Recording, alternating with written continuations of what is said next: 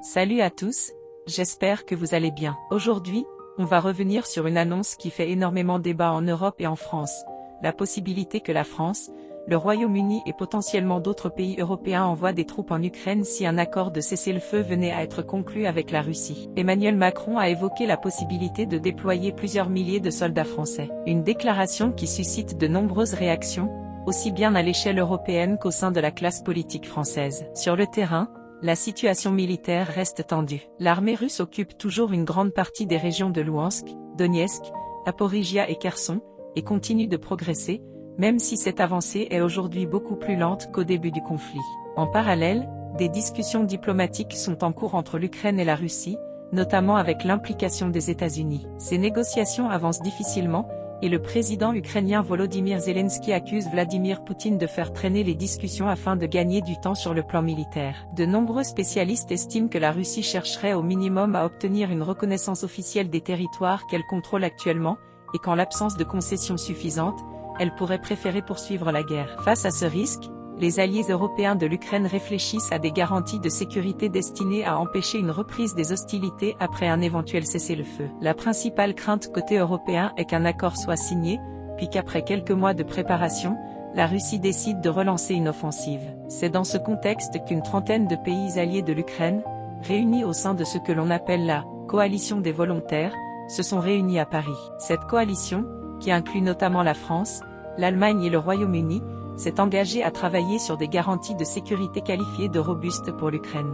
Il faut toutefois préciser que, pour l'instant, ces engagements ne sont pas juridiquement contraignants. Il ne s'agit pas d'un traité formel, mais d'une déclaration politique commune. Cela signifie qu'en l'état, aucune sanction ne serait prévue si ces mesures n'étaient finalement pas mises en œuvre. Néanmoins, plusieurs pays ont indiqué vouloir avancer vers des accords plus structurés dans les semaines à venir.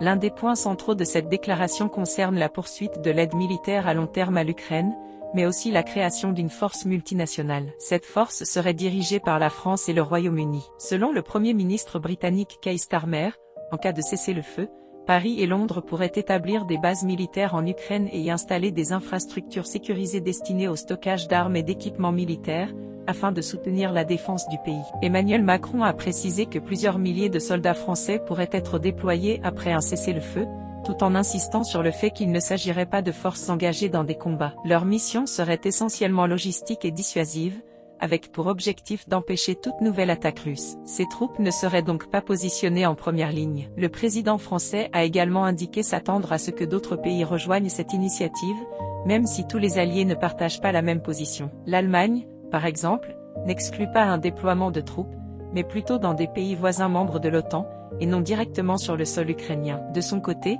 la première ministre italienne Giorgia Meloni a réaffirmé son refus catégorique d'envoyer des soldats italiens en Ukraine. À ce stade, la Russie n'a pas officiellement réagi à ces annonces, mais Moscou s'est toujours opposé à toute présence de troupes issues de pays de l'OTAN en Ukraine, considérant cela comme une ligne rouge. La situation est donc particulièrement délicate. Certains estiment que cette présence militaire serait indispensable pour dissuader la Russie de toute nouvelle offensive, tandis que d'autres craignent qu'elle ne compromette les négociations en cours. Un autre élément important concerne le rôle des États-Unis. Le document évoque la mise en place d'un mécanisme de vérification du cessez-le-feu, piloté en partie par Washington, avec une commission conjointe réunissant Européens et Américains chargés d'examiner d'éventuelles violations. Selon Steve Witkoff, proche collaborateur de Donald Trump sur ces dossiers, le président américain soutiendrait ces protocoles de sécurité. Volodymyr Zelensky s'est félicité de ces annonces, soulignant l'importance de disposer de documents concrets et pas seulement de déclarations d'intention,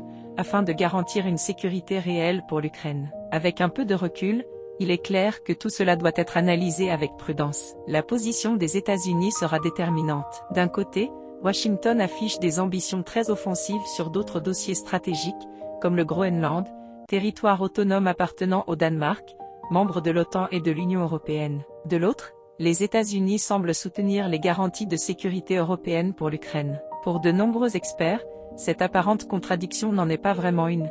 La stratégie américaine viserait avant tout à défendre ses intérêts stratégiques, qu'il s'agisse des ressources de l'Arctique ou des terres rares ukrainiennes. Cette situation place la diplomatie européenne dans une position inconfortable, contrainte de composer avec un allié américain parfois imprévisible. En France, l'idée d'un déploiement de troupes en Ukraine continue de provoquer de vifs débats politiques, avec des positions très divergentes selon les parties. Pour l'instant, aucun cessez-le-feu n'a été signé, et donc aucun déploiement n'est à l'ordre du jour. Mais si un accord devait être conclu dans les prochains jours, ce débat deviendrait central. On continuera évidemment à suivre et analyser cette situation de près sur la chaîne.